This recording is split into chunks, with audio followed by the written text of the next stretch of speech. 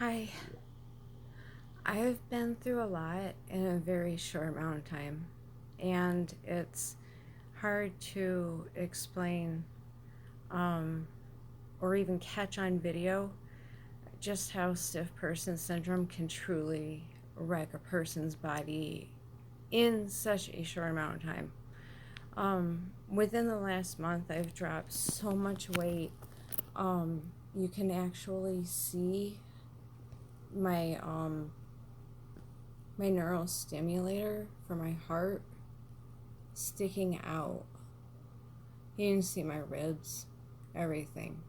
So, how did it get here?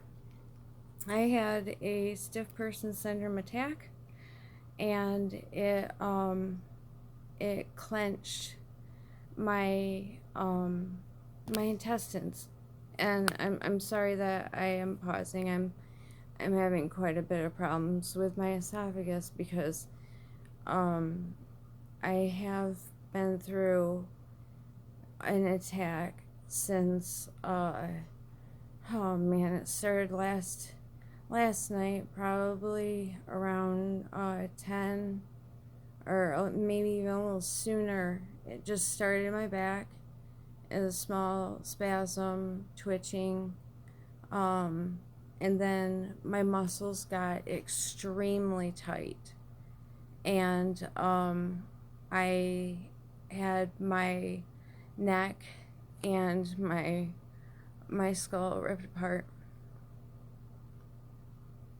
and it puts you on a whole new pain level, and there's nowhere to go. In Grand Rapids, there's nowhere to go. It's not like they carry all the Klonopin, Valium, and the baclofen in which I need. They don't keep up on my pill schedule, in which I desperately need, without the pill schedule being right on. And believe me, I need to take some sort of antispasmodic or benzodiazepine every single hour, almost, and because I've just gotten to that point, and my face has been twitching, so that's been really hard with any type of social media or looking at any reading things, looking at stuff. It's just been very, very difficult. This whole month passed by very quickly. Felt like a week.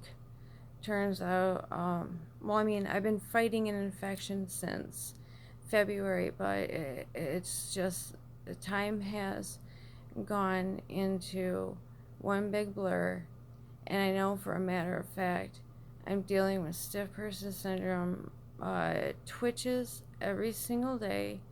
I'm dealing with spasms, with the muscles absolutely clenching up, and they won't let go. I have a colostomy, and I have seen my stoma, or my new butthole, whatever you want to refer it to. I've seen it sucked up into my body about a good inch, and when that happened, I was sweating, and I believe I herniated stuff at that point.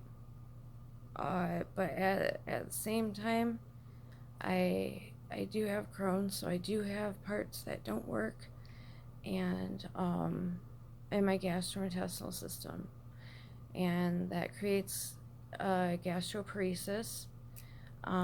So every time I take anything, it's just, oh, it's not going anywhere. I am going to be hospitalized, and there's just no physical evidence as to what has been going on with my body, except for the evidence in which I've been able to collect, showing my feet and the stuff that goes on with my hands.